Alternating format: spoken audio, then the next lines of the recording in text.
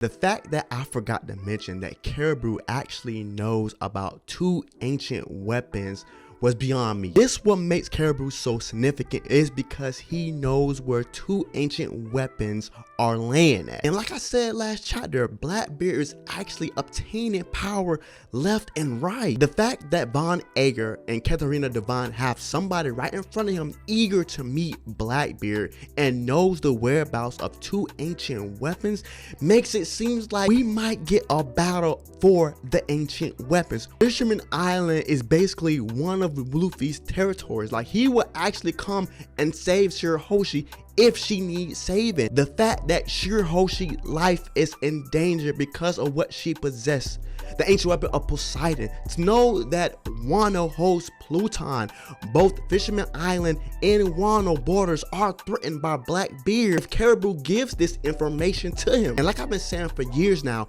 Oda is actually trying to keep this balance between opponents. So I can say one thing, that Oda follows the guidelines. It has to be equal on an equal standing. So either or, Luffy's gonna save Shirahoshi or Wano. He cannot do both because Blackbeard is gonna possess one of these ancient weapons. And by the way, you guys gave me so many comments on my last video. Leave a comment down below who you think is better to save, Wano or Shirahoshi.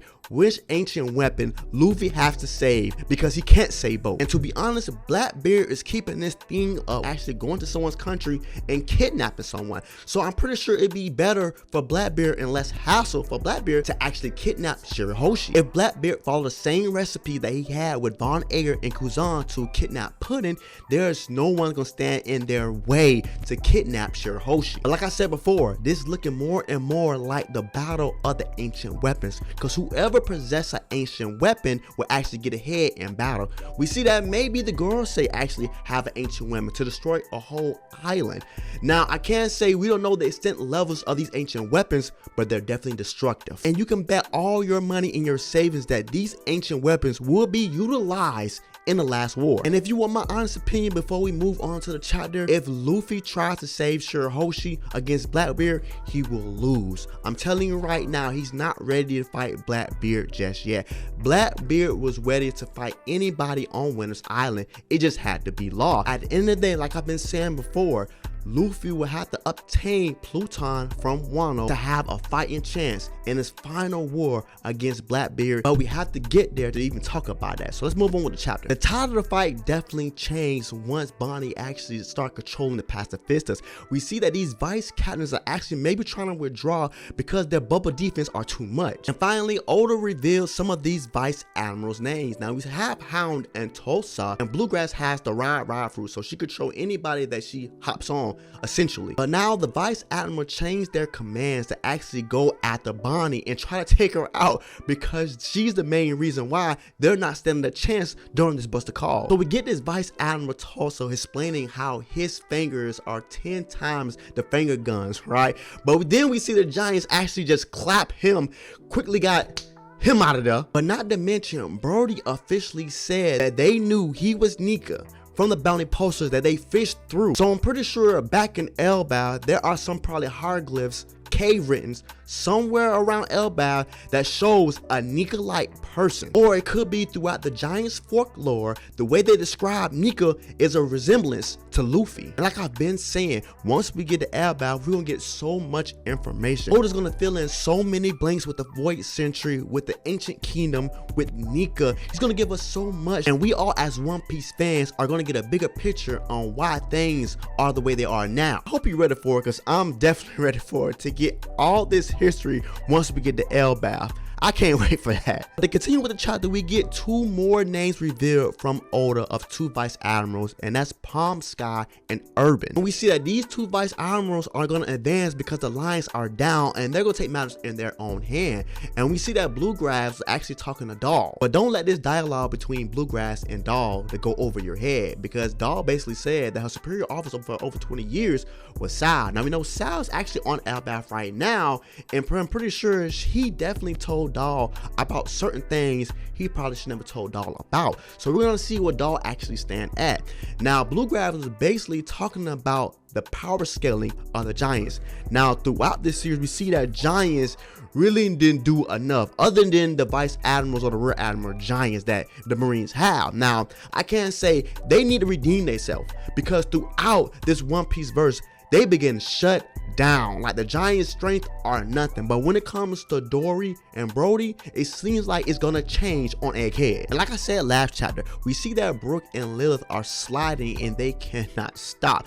And they might hit the floor. But at the same time, we see that these Giants are heading their way. So in short terms, one of these Giants can actually catch the ship and set it down. This is so easy for the Straw Hats can actually leave the island with no complications at all. Speaking of that, we have to move on to the next panel, and we see that J. Garcia Saturn has taken on a new form. The conversation between Dr. Vegapunk and Sanji is important, right?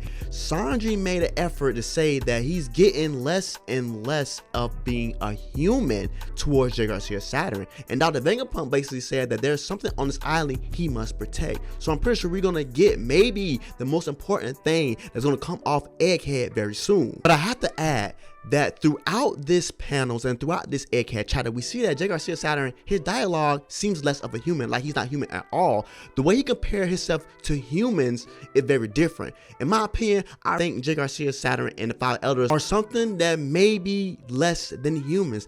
Maybe they're a crazy demonic entity, or they could be something else along the lines of an ancient race that's definitely extinct, that's not human origin. Even in this new form, in his berserk form of J. Garcia Saturn, he has no consciousness. Only thing is on his mind is the target, and he's not even speaking. Maybe J. Garcia Saturn is going back to his animal instincts, or his entity instincts, or his demonic instincts. Like I said before, we do not actually know if the Five Elders are human. Now, I know that J. Garcia Saturn is a scientific man, and maybe he implemented like human aspects for all of his fellow Gorosei. And he also took it further with his powers, implementing poison in his tentacles. But once J. Garcia Saturn start attacking, we seen that Sanji actually pick him up and start dodging. At the same time, Kizaru speed blitzes Sanji with a kick and does the fatal blow to Dr. Vegapunk. And the only reason why I say that was a fatal blow is because after that panel, we see that an EKG scan of Dr. Vegapunk's heart rate goes flat. And I think this fail-safe plan was definitely linked to Dr. Vegapunk's heartbeat. And I think that's the only reason why this broadcast is happening. Plus, we have a panel of Sanji seeing Dr. Vegapunk smiling. Like, you know that Oda loves doing the Will of D's smile when someone is dying or they have passed. This screen shows up broadcasting Dr. Vegapunk throughout Egghead, and it's basically saying that he's going to tell the truth of the world. I'm trying to say, like, what truth that actually Dr. Vegapunk is going to tell the world. And maybe right here now that Dr. Vegapunk is going to reveal the Void Sentry, the Gorosei, maybe even Emu. Like, there's so many levels that Dr. Vegapunk can take this to, but we just have to see next chapter. I'm super excited for that, to know exactly what the truth is in Dr. Vegapunk's eyes. In some people's opinions, we might not have to wait till Elbow to get this secret information about the Void Sentry, about the Gorosei, and the Ancient Kingdom, and Nika. We might not have to wait for that. Dr. Vegapunk might say it right here, but we have to understand whatever is going to come out of Dr. Vegapunk's mouth in this broadcast is going to be very important and crucial for the One Piece community. But before all this happens, we have to go to Luffy actually grabbing Kizaru, and he's coughing up blood, and you have to see him holding back J. Garcia Saturn in his gigantic form. I've been saying this through the whole chapter once we've seen Luffy knock out Kizaru like that. Kizaru can do nothing with Luffy. The admirals maybe, even I think Akainu or Kizan cannot do nothing with Gear 5th. Now I can say J. Garcia Saturn is in a berserk mode, so he don't actually probably know what's going on right now, but Luffy is holding back J. Garcia Saturn. I don't know if Gear 5th can actually do something with J. Garcia Saturn, if he actually can beat J. Garcia Saturn in this form, because it seems like all J. Garcia Saturn is doing is recovering from every injury. But this panel was so epic, bro.